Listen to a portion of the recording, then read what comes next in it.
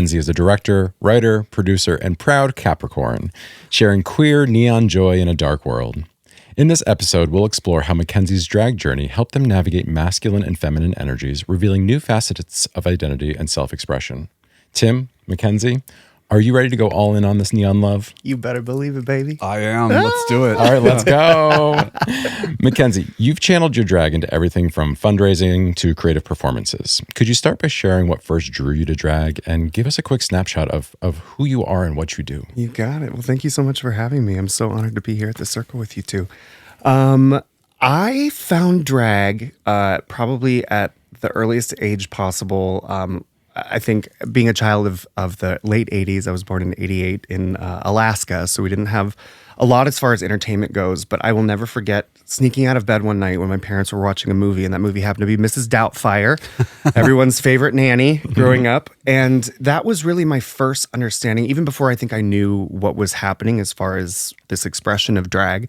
I saw this insanely over-the-top woman who was there to care and nurture for people that she loved. And she did it in such a funny and just personalized way that had me rolling on the floor, even though I wasn't supposed to be watching this at all from the top of my little staircase. But it definitely left an impact. And as life continued on, I was more familiar with Tootsie. And I think there was an episode of Full House where Danny Tanner and Uncle Jesse end up in drag at some point. And so it was very natural for me to see these characters and this portrayal of drag, even though it was a very certain understanding of drag at the time, but it was always so comedic to me, and it really gave me a lot of joy to see, and I wondered why there wasn't more of it in the world. And then it wasn't until I went away to college at the Boston Conservatory, go Boko, where it was for musical theater, so of course stepping stones, you know there's going to be some drag elements into that, but I really found drag when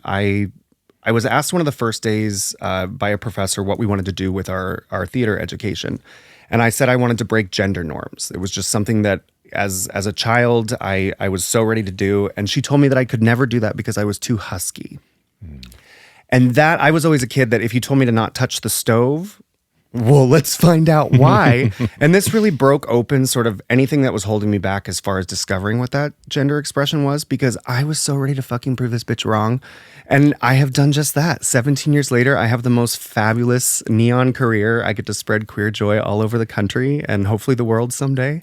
But I'm so content being right here, right now with my amazing queer community and just making people happy.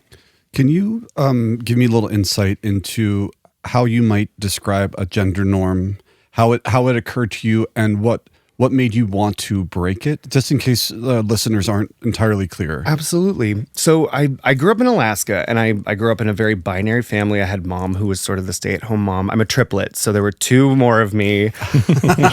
So wow. My mom was there to take care of the litter. We grew up in Alaska, and my dad was definitely the awesome breadwinner of the family. He went out and he worked as hard as he could. I believe he owned his own heating duct company at the time. And he was a provider. He was someone, I mean, we very much lived off the land. We were hunters. And so he would go out there for his weeks long of gathering our meat for the winter. And we were at home most of the time with mom. And I had two very heterosexual brothers, but they were identical. I was fraternal. So even down to a cellular level, I was always kind of my own being. I always did my own thing. But we definitely had a very binary understanding of the mom was at home taking care of the family, and the dad was out being a rough, tough, just Alaskan doing his thing. And I'm very lucky. I grew up with two very supportive parents. My mom is just one of the most incredible just champions of life. She has such a lust for life, and it was one of a superpower really that I looked at from. She was so soft and just found the good in absolutely everything. And then I had my father, who, again, somebody who's so full of love, but as a queer person who really started to show that they were uninterested in a lot of more of the masculine type things, like the sports that my brothers would be involved with. And more often than not, it was a majority type situation where it was like, do you guys want to swim or play baseball? And usually it was baseball. And I was like, well, I want to swim. But I got outnumbered, so we were swimming. And then finally, my parents did acknowledge that I needed something to stimulate me a little bit better as far as my interests, so they didn't really loop us together after too long. But yeah, for me, I definitely grew up understanding a very binary world. I mean, the men took care of the family. The woman stayed home to make sure that everything was beautiful and lovely and tied with a beautiful little bow. And I really valued both of those understandings and perspective of life. But I also, like I said, I was one of those kids that the minute I was told that I had to be in this box or I had to express myself in a certain way, especially when those little things as a queer kid, like you would want like the pink necklace when my brothers wanted cork guns, and it was usually kind of shunned away of like, well, no, that's not what you're gonna get. Like, what do you? Well, I always wanted an aerial Barbie when I was 3, and I was never gonna get an aerial Barbie, but thanks to my aunts, I got an aerial puzzle. So it was always something that I pushed the boundary with in just my understanding, because I never understood why I wasn't allowed to have these things when it was something that brought me joy. And why wouldn't you ever want your child to feel that joy and feel something that they love and want to take care of? But I pushed through because I was taught that was just kind of how it was. But it was something that as I really started to come into my own as a queer person and really understand more of what that vocabulary was, that I was prepared to push the boundaries. And little did I know I was going to for the rest of my life and career. I don't know if that answers your question. It absolutely does. I'm actually going to follow-up question though, is like, was there at that time when I'm thinking now when you were speaking to your professor and like what it is you want to do, a particular kind of expression that you were like, I want to be able to express in this way or with this, medium, and if so, why? Great question. I think. Will you repeat that back for me one more time? Yeah. So the question is really, you said you wanted to break gender norms, and I'm wondering if that moment in your life, was there a particular kind of expression that you wanted to be giving or bringing? And I'll give you some. I was a professional dancer, and I had been given the education that like men are not supposed to do that. That's not like a thing that boys do or men do. It. And there was a hunger for me to be like, but I feel this in my soul, right? And I really want like to be doing this. And so that was like, it propelled me into taking risks I might have otherwise not taken, because I'm like, the only way I'm going to get to dance is if I kind of go against the guidance of my parents or break some of the like family structure. Yeah. And so it's a sort of along those lines of like, did you have a thing that was like, I just have to get this into the world? Or was it different than that? I think, I mean, as I was thinking about this question, when you were expanding on it further, something that popped into my head was this image of Jessica Rabbit when I was young, and my brothers just kind of had that cartoon like heart in their eyes of like this. They were the wolves in the audience. Oh my god! Like, yeah, truly this awooga moment. And I remember just comprehending what it is that they were trying to express, and I didn't get it. I didn't get it at all. And then years later, I would figure out it's like, oh, I didn't want to fuck her. I wanted to be her. And so sort of this beauty, there was something always so magnetizing for me about a strong fucking badass bitch who stands on her business, doesn't take shit from anyone.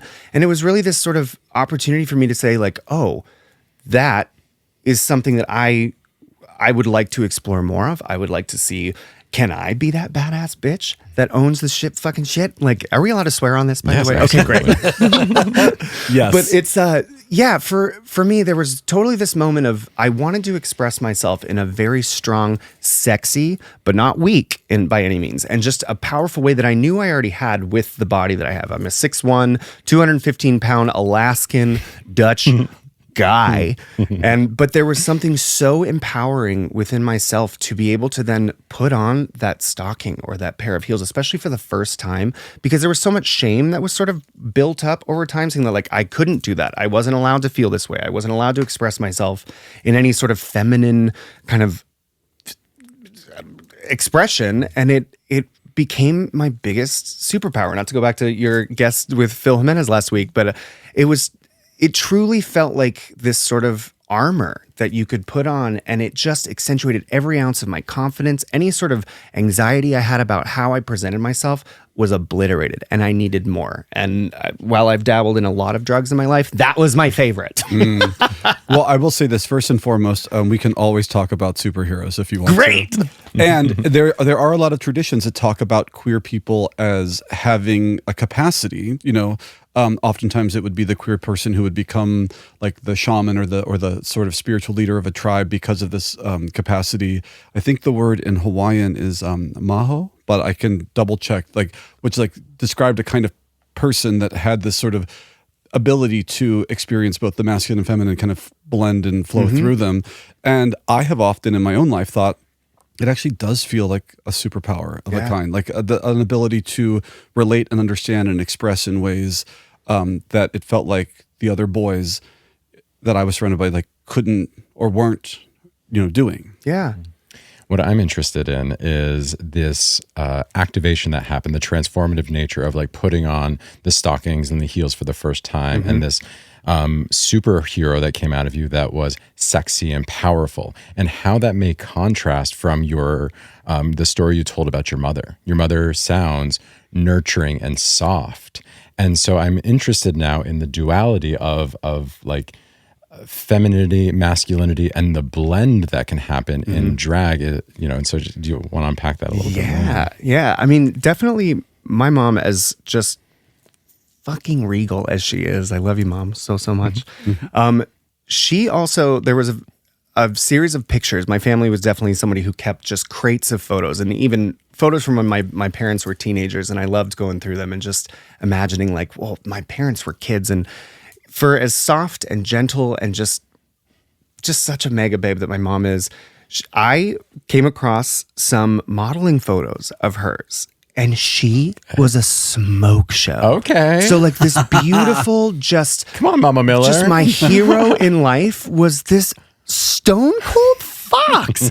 And she, like, if I had that conversation with her, and even to this day, she's so hard on herself. She's like, oh, I don't want to FaceTime because I just feel horrible about it. And it's like, you are like the most beautiful thing, not only inside and out, but like she had that sort of just that fire, even when she was a teenager and beyond, that she was so fucking beautiful and had no idea. But I definitely think that she probably, and forgive me if I'm totally wrong, Mom, but she probably played it down a lot. I think she was one of those people that had no idea actually like how stunning she was. But I mean, she landed a beautiful husband and had 3 beautiful children. So she's doing well. Do you think there might be a pressure there? Do you think that like to be a certain kind of woman, you had to treat your level of sexiness or attractiveness in a particular way? And I don't know the answer, but I'm just curious, like if a woman were to like fully embrace her sexiness, like would that bring risk of, perception that she might not want?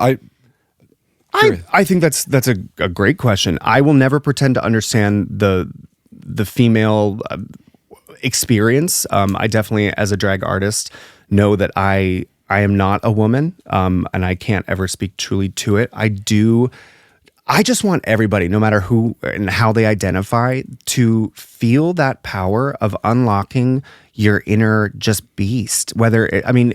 I think that no matter how it is dressed or how you express that, I think that there is such an inherently beautiful and sexy power that comes with knowing your worth. And if you can throw a little sparkle on that and dress it up and just accentuate a little bit more, my God. What sounds like authenticity. This is what, Beautiful authenticity with glitter and sparkles. So much. Like, it really is. I'm banned from a few spaces for all of those things. Yeah.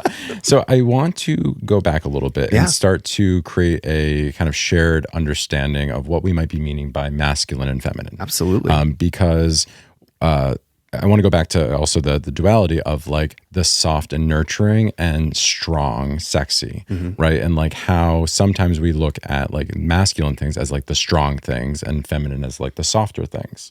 So when I hear about like your drag persona kind of like blending these things, I start to get this mix of energies. And so Tim, I'm wondering if you can just take us to a little educational moment and we can have a conversation about what it is we are talking about when we talk about masculine and feminine energies. Yeah. So in the men's workspace and the spiritual personal growth spaces that I've been in, we think of these in like polarity. And so when I was first introduced to it, the words masculine and feminine were tricky for me because as a young queer boy, feminine was like a dangerous thing, you know, like, and so I resonated because I was already an acupuncturist at the time with this idea of yin and yang, but same idea, right? So like the idea of like light and dark, right? And then on that polarity, like all these different shades that kind of exist within them, hot and cold, right? Hard and soft, you know, all these, you know, and that's why like the Chinese medicine, Tai Chi, it's sort of always blending into each other because there's always both. In the Chinese medicine system, as I understood it, and one of my teachers told me, if you're 100% yang or 100% yin, then you're dead. Because life required that there always was some in the other. That's why in the Tai Chi there's the dots. Yeah. Because there's always yin and yang, and there's always yang and yin. That is, I had never thought about it. Yeah, and so when we speak about masculine and feminine, it's like on this like sort of polarity. So there's no, from these perspectives, like not good or bad. It's just sort of like, oh well, if it's light and then if it's dark, and then all the things that can exist in between those two things, right? You kind of have your definite, like it is and it is, but then there's that spectrum in between of where exactly does everything lie. So I'm now curious, Mackenzie, like how do you relate to these concepts as, you know, they relate to your artistry? I acknowledge that they're there and then I blow it out of the water. I definitely, I mean, I am a very healthy balance. You know, I kind of feel like I fluctuate. There are definite times where there's more masculine energy or then there's more feminine energy. But to kind of go back to a little bit more with who I am as a drag artist and the way that I express myself, if you've seen me before, you'll find, especially in more of my adult shows, that more often than not, I'll start the show either butt naked or very closely to. You have dressed me in so many of those beautiful outfits. But I've learned through, especially discovering who I am as a drag artist and that connecting with my body, I know that I'm never going to be female. I'm not going for that hourglass shape like the Jessica Rabbit that I always wanted to be. But I embrace the beauty that is my male body. And it wasn't always like that. I definitely... Before I had a vocabulary for more of the binary and the non-binary and just gender expression in general, I understood gay, straight, bi, and trans. And so there was a time where I'll be completely transparent that there was a black market hormone situation. I thought I was who I knew through my drag, like being trans fit, and it felt powerful and I wanted to exist there forever. But over the years, I had amazing support through that. I kind of had a second coming out to my family, but I really started to understand more of who I was on that gender spectrum, whether it was, you know, masculine, feminine, female, male, that I didn't have to be an extreme one or the other. As you kind of said, if you're 100% of one or the other, I don't want to say you'll die, but I mean, there was definitely so much more to life that I needed to experience, whether it was masculine or feminine. And it's, for me, to just kind of get it out of the clear the air. When it comes to a Mackenzie show, you're gonna see a pretty much naked person because then we build on it from there. You see what I believe is a very beautiful male body, and it's then we add to it. We start to enhance and put on the wigs but it starts at this very clean sort of canvas that I think obliterates any sort of well, is that a man? Is that a woman? Like, are they trying to go for that perfect illusion? It's like, no, this is what I have to work. This is my temple. This is something that I've existed 36 years with on this planet, kept it alive, watered it pretty darn well. And and drag helped me get there. I was never somebody who would be naked in a room full of people who then also paid money to see this. And it's like, what an empowering moment to realize that your pure, genuine just love for the body that you have is a superpower. And the minute you see it all, aside from a very well placed flower or anything when it comes to a Mackenzie show, just kind of sets everybody on the same platform, the same level, that it's like, this is it. This is what you're going to see. Now you can pay attention to the art. And then by then, we start to explore all sorts of masculine and feminine. I love pulling out both parts. I love being both the masculine and the feminine energy, sometimes in the same song. Aqua has a library of a very masculine voice and a beautiful sort of bubblegum. Winters are long. Woo! But yeah, a very feminine, just bubblegum pop voice that honestly I was like, well, who's gonna play the other part? And it was like, well, what if you just fucking play both? Then you don't have to pay anybody, and you can just have a lot of fun with it. And it really is. It's become one of my favorite ways of expressing myself, is just leaning into both elements of the masculine and feminine. You had a beautiful performance last Friday night that you did play both roles of a love situation. One of my favorites. It was heartbreaking to see. It was a beautiful performance. Thank you. And so I'm curious, like, when you go back to that professor that basically said, you can't do it, you're too butch, right? Like, was the Mackenzie we see today, like, was that you then? Like, Definitely not. Definitely not. Definitely So did you feel a pressure of like how you should do drag back then? Oh, so much. And that was actually really the first year that when I had that interaction with that professor. That had to be September. I mean, I've been out of school for a long time, but that's when we started school, right? Yeah. September. All right. So it was definitely one of the first weeks of September, or yeah. And God, that was 2007. Yeah. So of course, in the moment, like, you know, I'm never someone who liked to push back or argue. I love very comfortable situations until 2025. We're fucking shit up. But let's go. But yeah, I kind of was a doormat. If you told me something, it was, oh, I'm so sorry that I ever would consider upsetting the way things are supposed to be. You're right. I'll sit down and shut up. And I think in that moment I did, because, I mean, as short as this professor was, she was very intimidating. And I just didn't, I kind of wanted eyes to be off me. It was already kind of an uncomfortable, I had the bravery to even say that. And I had a few things that was like, oh, I want to originate a role on Broadway. But I really wanted to push something as far as gender. So the minute that was shut down, I kind of definitely had this like, okay, yeah. Forgive me for ever dreaming of something like that. But very much in the same wonderful, just situation of circumstances, I was then asked to be a part of the Broadway Cares Equity Fights Aid fundraiser drag show that the Boston Conservatory holds every year. And freshmen, I believe, I don't know what the situation is now, but freshmen kind of were never really a part of it. I believe it was more of like the older classes, but I was hell-bent on getting into this just to prove myself. Like, even if I wasn't in anything, like, just throw me in the background in a dress and I will be happy. And it didn't help that there was a very cute boy that I also just really wanted to be around. So that was kind of my like first entry into being like, this is still a program within the school. Like, this teacher can't really like touch me on that one. And then it was all, I guess, uphill after that, because I'd never known such a joy than putting on that pair of Laducas and that little dress that really didn't fit me at the time. And I think we did All I Do Is Dream of You, the whole night. I don't even know what show that's from. But I remember nailing the choreography in our first show so well and being so proud of myself. And I had this like really bad sort of 1990s wig. I mean, it was like very Tara Reid from like American Pie. And I thought I was such hot shit, and you couldn't tell me anything. And even, I mean, that was the first time that I really had kind of pushed back against being told that it wasn't going to be something that I was allowed to express or achieve.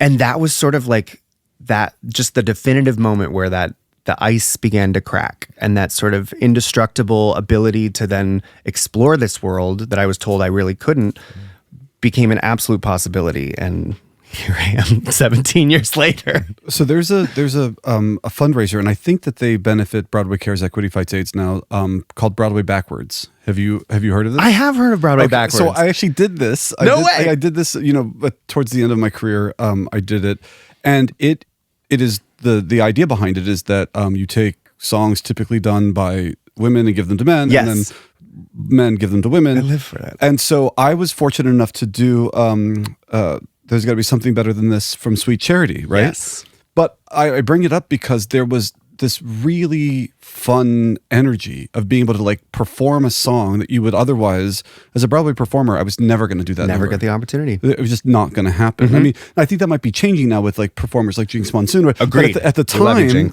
at the time, that was not going to be possible. Yeah. And the power that I think that exists in like, where you get to dip your toe in this. Like, yep. I got to be Sweet Charity. Do you know what I mean? Like, and it's so fun. In that moment, I mean, where was your heart and your soul and your mind when you had that opportunity to do something that you were always told couldn't happen? What what was your state of being? Okay, my state of being was like, I'm one of the things that I am at like a soul level is a dancer. Yes. And when I think about all of the incredible performers who have played the role of Sweet Charity and like the videos you've seen like on the rooftop and like the dresses and you're like I just like I have chills. I mean, the thing is we weren't dressed as women. We were men, you know. Of course. But I was just sort of like I was like I'm on the rooftop and I was performing with two really talented performers. They had the lion's share of the singing, but we were just like, oh, I get to be on that rooftop. This is your moment. I get to do the thing. Like it was really fun. Hell yeah. It was really fun. And I think empowering, like take a glimpse into this other thing rather than saying like, oh, I'm not supposed to do that. Right. I would have done it. I want to dance America in a dress. Let's go. Let's do it. I think that we can kill that choreography. I actually know we can. Is that your number this Friday? No. Can it be? Can it be? We'll start rehearsing after we this. need more rehearsal time because I want to nail it. I want to absolutely. There's a few definitely like Broadway gems that let's talk because I don't want to touch it until I know it's going to be fucking gold.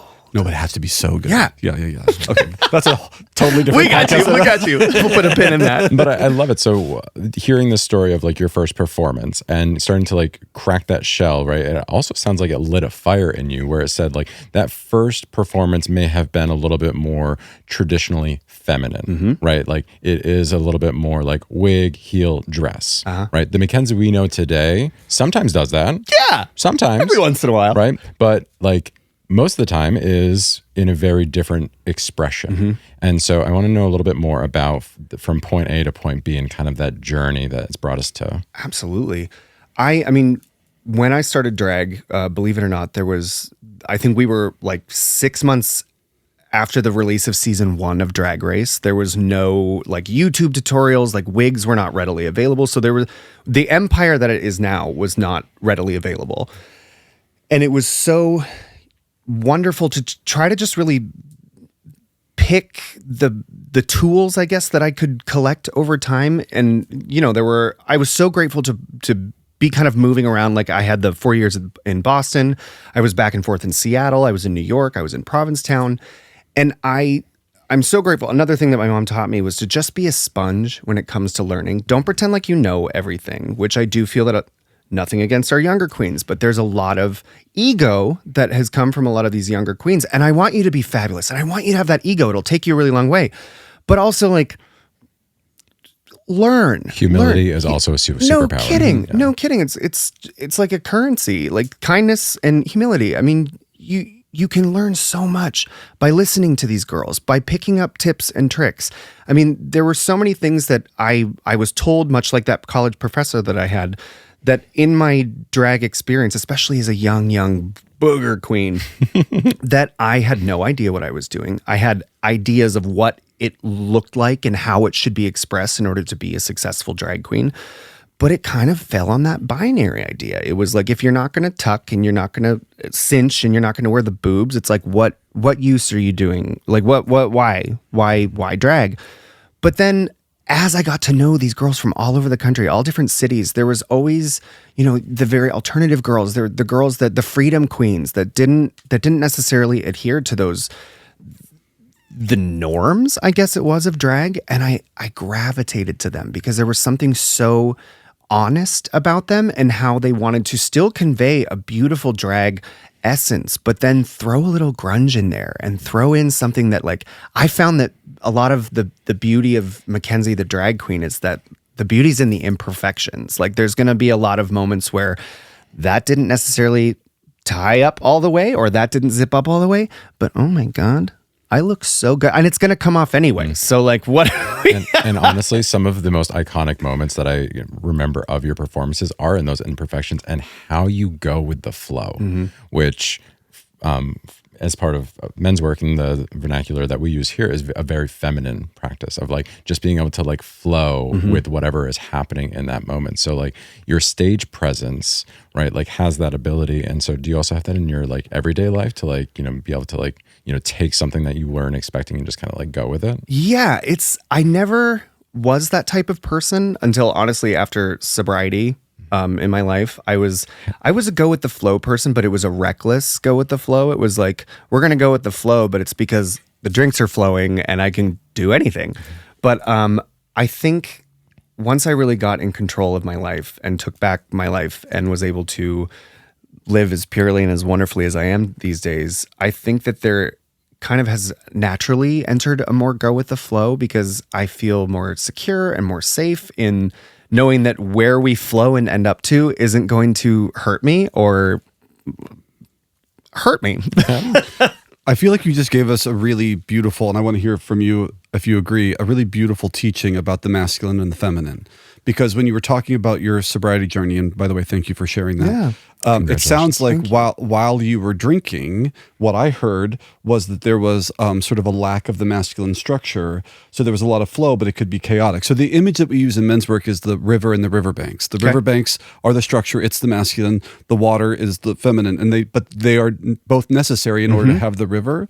It sounds like in your sobriety journey, then you were able to use that clarity to create the structure into which you could flow without chaos. That's what I feel like I'm hearing. And it feels like you just thank you for being like a men's work guru right now, like giving us. I mean, come on.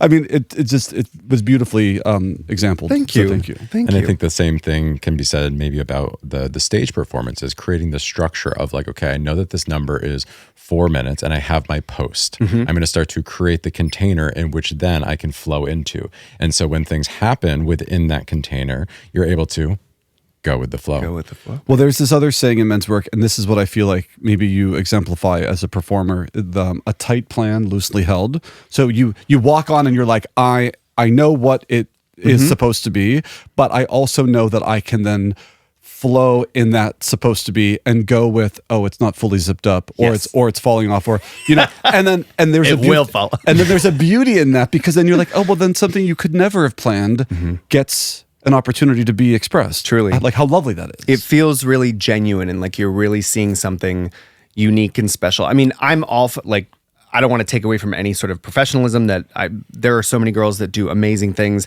because they have this down to a science. But there's such a natural sense of, I don't want to say like clownery that comes with drag and myself. Like, I'm never going to take myself too seriously. I take myself very seriously when it comes to my art, but that seriousness in that moment is always going to be a joke. It's going to be, there's going to be something funny. There's going to be something, and even if it's not, like with that number on Friday, I wanted to convey a heartbreak while still also giving you permission to look and say, I don't know what I'm looking at, but I feel really connected to this heartbreaking story.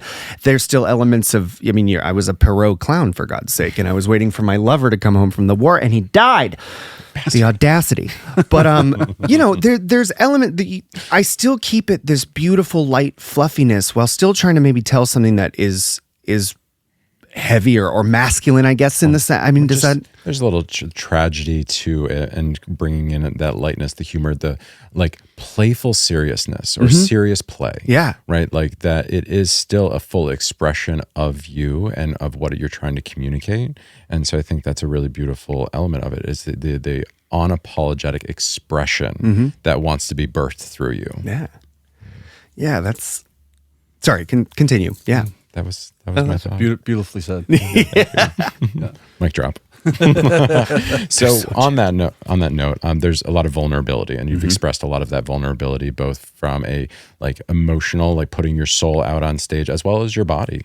And so I'm curious, exposing these parts of yourself that others might not expect. How has vulnerability shaped your art and your personal journey? Oh my gosh, great question. I know I was a very sensitive, I'm a very sensitive person. It's just something that I do believe I thankfully gained from my mother. It has given me such an insight and connection with so many wonderful things in the world, and I'm forever grateful for it. But with that can kind of come the negative that comes with that, because oftentimes you're considered weak. And oftentimes I also think that vulnerability can be linked to what people believe is weakness as well. But without vulnerability, I would never be able to tap into this insane imagination that I've been given. I think that for a lot of my life, especially in that binary that we kind of talked about, that being told no, or that no, you can't wear that, no, you can't have that doll, no, that any sort of thought there after that, there was a lot of shame that came with wanting to express myself in that way. And I mean, drag has saved my life because it's basically my therapy. Anything that I want to be able to convey or tell you a story with, I've been able to. But vulnerability plays such a key part in that, because I'm able to tap into things that I've never really experienced per se. I've never had a lover go off to war and never come home, and I've never lived in Paris.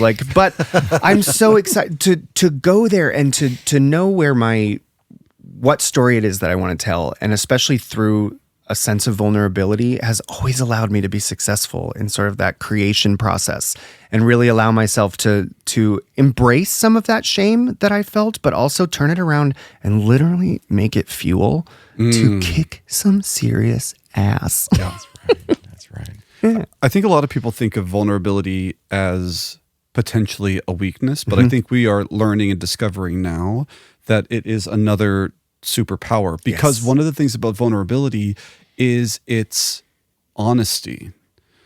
You know, I think about this example of like the knight getting in the armor, and you'd be like, oh, well, you're going to be vulnerable in like these places, right?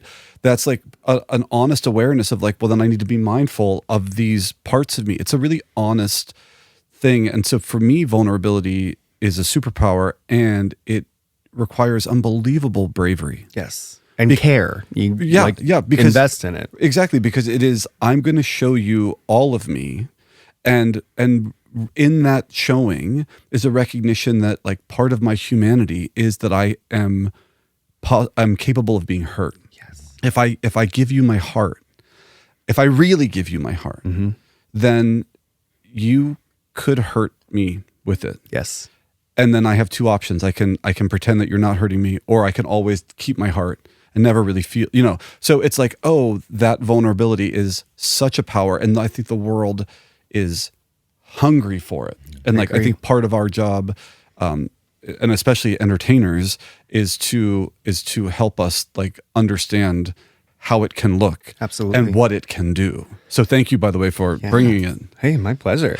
I think too that, and I'm so lucky to have such an incredible circle of queer artists in my life, and just my queer community that have all expressed in their own journey that a sense of vulnerability welcomes others, especially those that may not be able to express themselves. But just that let me make sure I get all these ideas together and packaged beautifully. But if I give myself permission to dress in a certain way that otherwise I know that if I leave the house, it's going to be looked at funny, or it may garner some kind of response, and it may not be exactly the most positive response. There are times that I'll even leave Provincetown and think, oh, I probably shouldn't wear that. And I hate that we exist in that kind of world, but we do.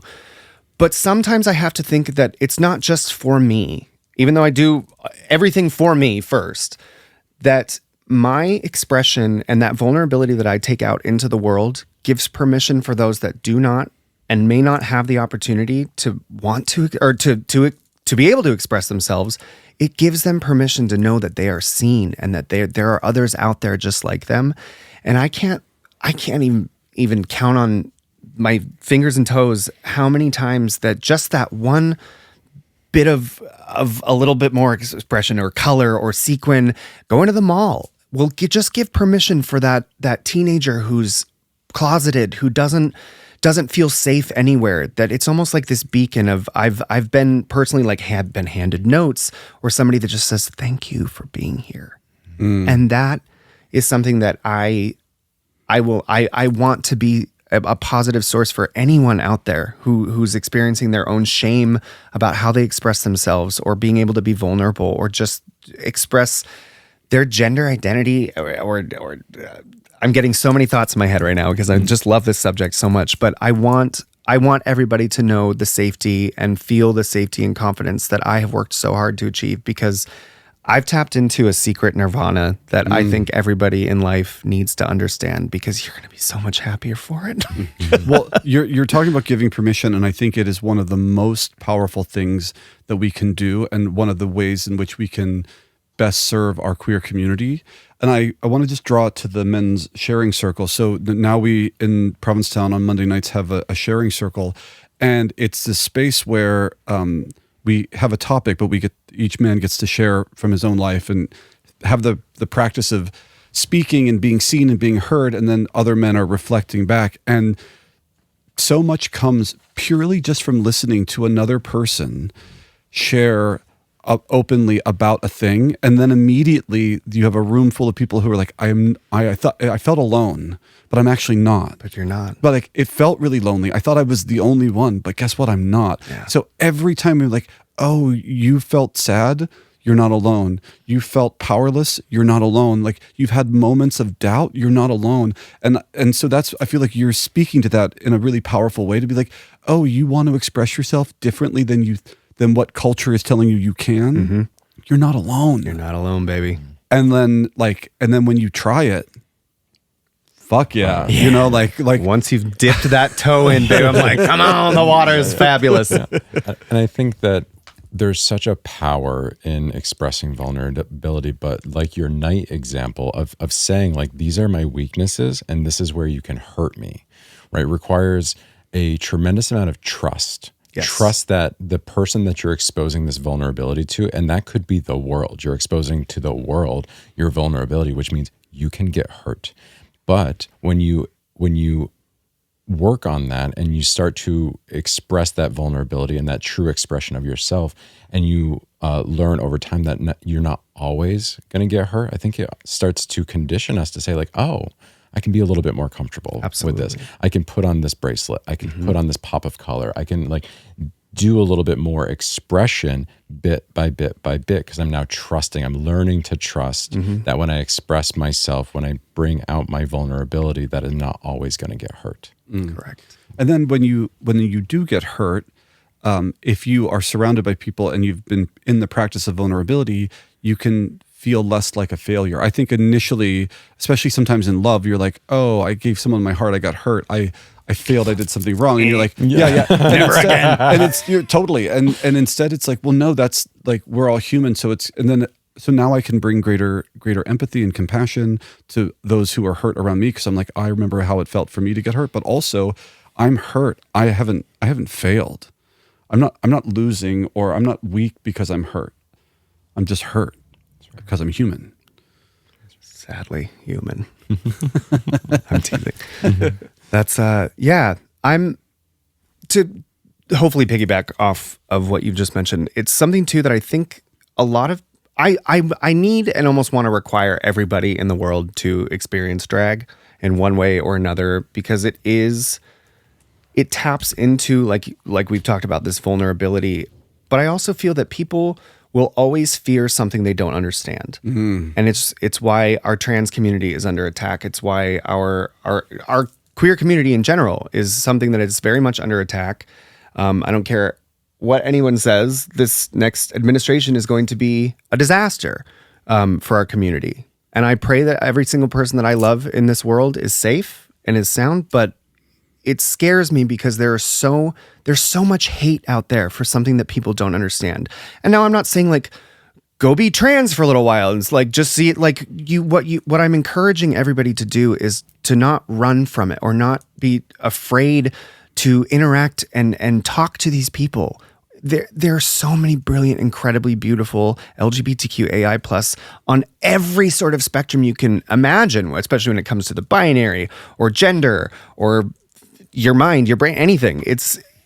I encourage every single person out there in this world to get to know, have a conversation. It's where that seed can be planted to start to understand a little bit more, because we're running out of love in this world, and I hate to see it, but I want to just encourage everybody to find that beautiful opportunity to express yourself in a way you never have, because you might just be sitting on top of a gold mine that literally is your fountain of youth. It's something that can keep you going forever. And I just, don't be afraid of things you don't understand. And we'll unlock more love. Yes. Because I think that when we fear that there's not going to be enough love, and maybe that we have something within us right? That we're not fully tapped into, that we're not tapped into the security of the world, right? Or something within ourselves that's preventing us from living our fullest, most authentic self. Yeah, feeling like you're not worthy of it. Correct. And so like you said, like if you can just like tap into that a little bit, I think the fountain that you unlock is actually love, and the spreading of love and joy. And the more that we can interact with it and we can see it.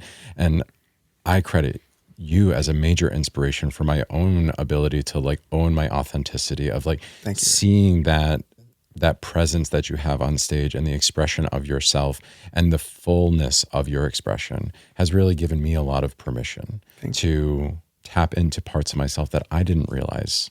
Go, baby, go. Right. And like you start to activate and you start to wake it up and you start to bring it online, and like what pours out of you is love and light. And then you see how that can ripple out to others. And you can start to see how like just by encouraging a little bit of color, a little bit of exploration can unlock a little bit in them. And then they can unlock a little bit of themselves. So absolutely, you know, I think just spreading that love and light, you know, I want to thank you. Absolutely. Thank you. And it's something that I think that if we can allow ourselves, and to all of our listeners, allow themselves to familiarize themselves, not like you said, not everyone has to do drag, but can you bring curiosity into it to start to, you know, tap into your empathy to relate to somebody, right? And to start to like maybe experience something that you didn't experience before. Amen. Yeah. And if anybody needs any drag, please let me know. I'd be more than happy to loan out the thousands of pounds I have of that in my house. Your closet is pretty impressive. Thank you. Still maintained too. It's not a complete disaster. All right. How are we feeling? Is there any topic that you'd like to explore, Tim? I just want to wrap up with what you were talking about earlier in this, like what's going to happen to our community in this upcoming administration. It really feels like the hate is from fear.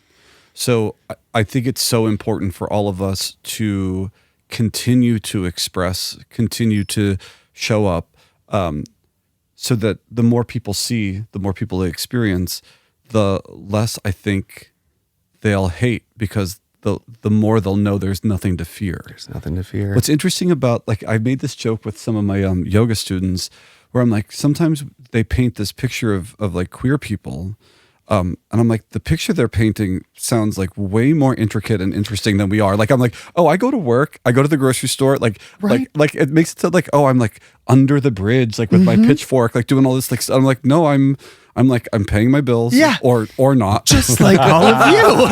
Yeah. Mm-hmm. I'm going to the grocery store, and we just want lives of purpose, and relationships that matter, and so we have to show that, and then to be able to show it in a way that like makes people laugh and cry and sing along and dance.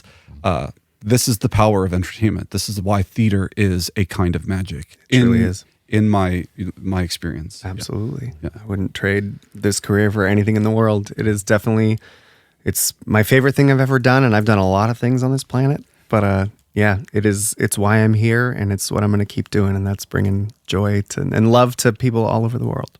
I love it so much. Beautiful. Thanks. Well, Mackenzie, thank you so much for being here with us, spreading your light and positivity and joy, getting to know you a little bit more, getting to know your backstory. We covered some topics of masculine and feminine expression. We got to talk about authenticity and vulnerability, and just tapping into the truest parts of ourselves and what that can do to help transform the world. So I've appreciated this so much. If you could leave our audience with anything, what would it be?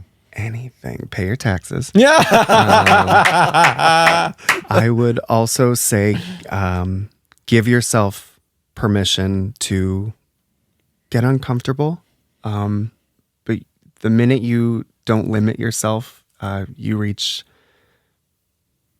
the best euphoria you could ever understand. So go out there and just be your best authentic self.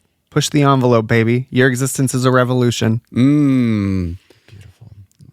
All right, Tim, how are you feeling? I feel complete. Will you take us out? I will. Let's close our eyes. Take a deep inhale through the nose. Gentle exhale through the mouth. And it is with deep appreciation and gratitude for this circle, for any insights that may have come, for the laughter, the learning, the exploration, that we open this container. It is open but not broken. Aho. Aho. Thank you so much for joining us here in the circle. If you'd like to stay connected to us between episodes, please follow us on Instagram at Queer Men's Embodiment. Like, subscribe, rate, and review wherever you find podcasts. And as we leave, now I wish you brotherhood, connection, authenticity, vulnerability, safety, and love. And with these words, our container is open but not broken. Aho.